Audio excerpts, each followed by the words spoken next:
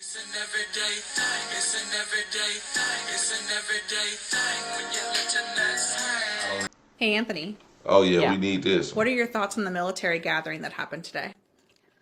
Unfortunately, it is pretty much exactly what I and other content creators predicted it would be, which is to say that it was a call for an oath of loyalty to the Trump administration and a chance for them to continue their war, literally in their words, against the left in the United States, as well as implement or re-implement a bunch of bigoted policies in the U.S. military. How did they use this meeting to target the left? Well, Trump spent basically his entire 62-minute speech calling the left the enemy within.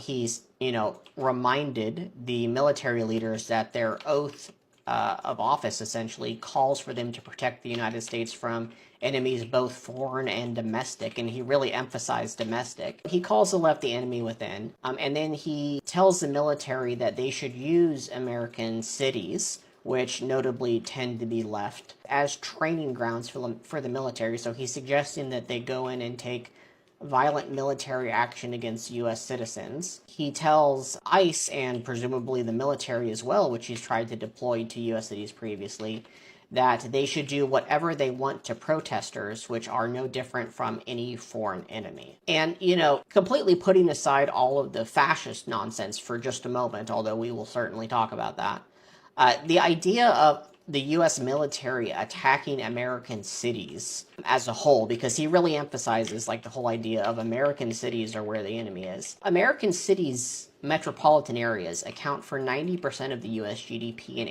80% of the U.S. population.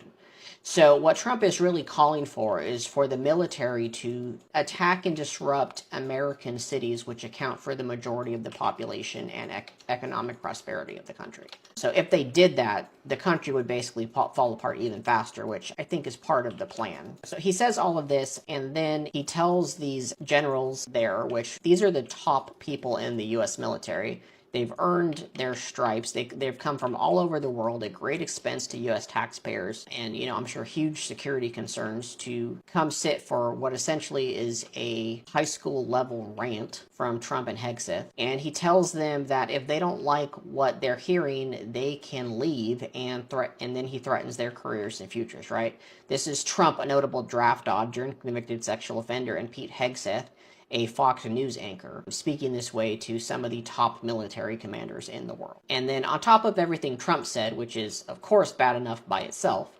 Hegseth takes the time to say a bunch of racist, sexist, misogynistic, and homophobic nonsense. It calls for re-implementation of all sorts of related policies in the U.S. military, specifically using a lot of right-wing dog whistles and terminology that was very common back in the 90s about physical fitness tests, and we're going to do these American Warrior top level male peak physical fitness tests, and if women can't do them, then that's their fault and they just won't be admitted. Of course, in line with MAGA and Project 2025, he talks a lot about gay and transgender military members and how they shouldn't be allowed to serve, and he even calls for the reintroduction of military hazing rituals that were banned decades ago for very good reason. So the whole speech by both Trump and Hegseth is just awful, very fascist. The whole idea of there being an enemy within and that we need to return to the good old days. The call for the personal oath of loyalty from the military tracks incredibly clearly with all sorts of different fascist dictatorships that have existed in the past, and is,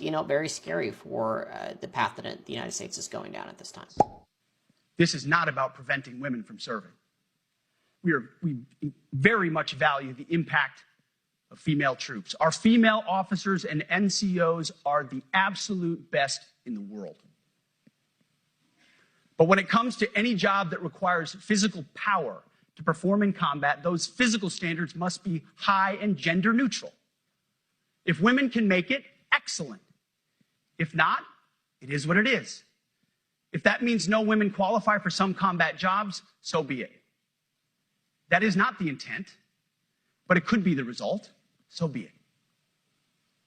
It will also mean that weak men won't qualify because we're not playing games. This is combat. This is life or death. As we all know, this is you versus an enemy hell-bent on killing you.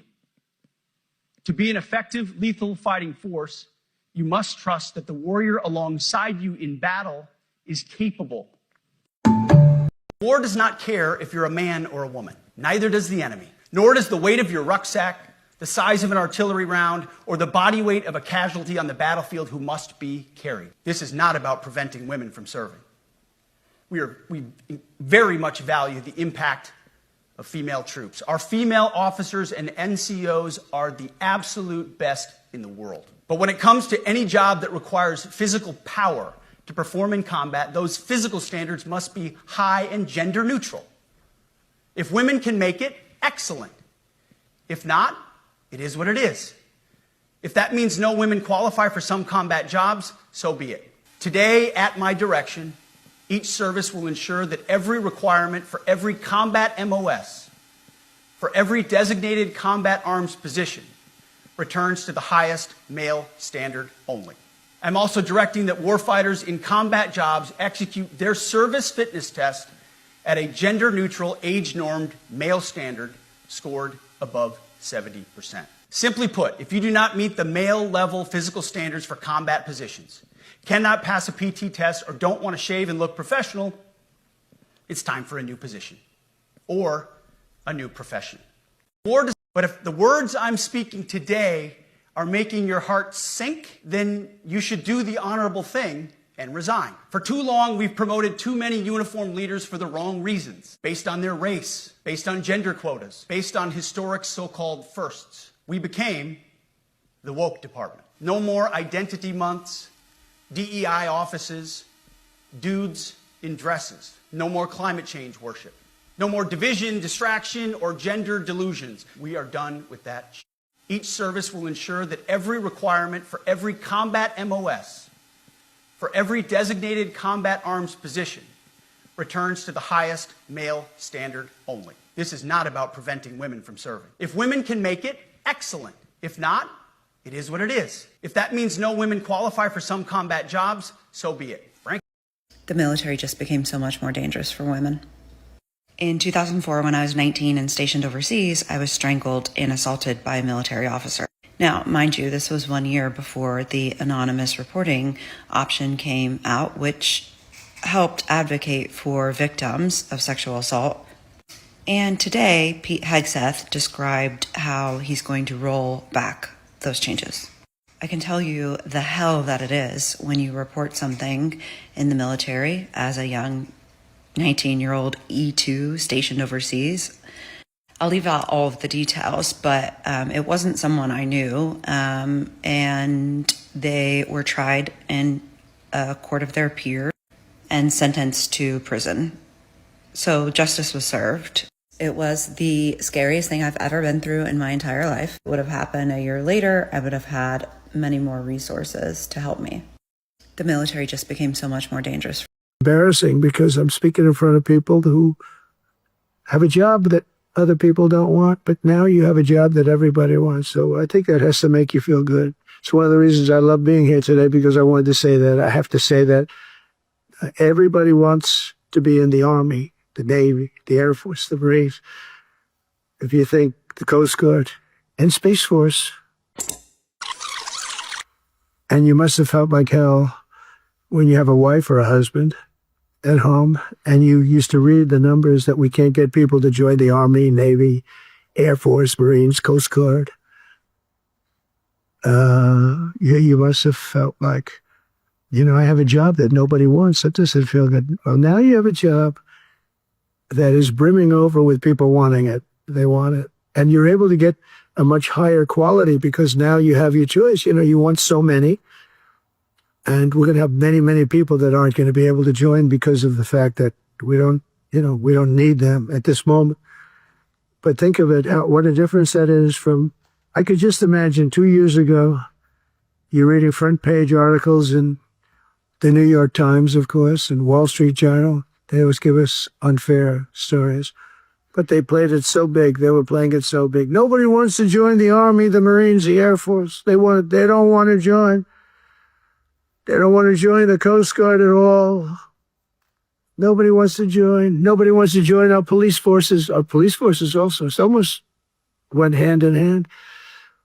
And I used to say, boy, I'm speaking in front of the military today, and it's embarrassing because I'm speaking in front of people who have a job that other people don't want, but now you have a job that everybody wants. So I think that has to make you feel good. It's one of the reasons I love being here today, because I wanted to say that. I have to say that everybody wants to be in the Army, the Navy, the Air Force, the Marines.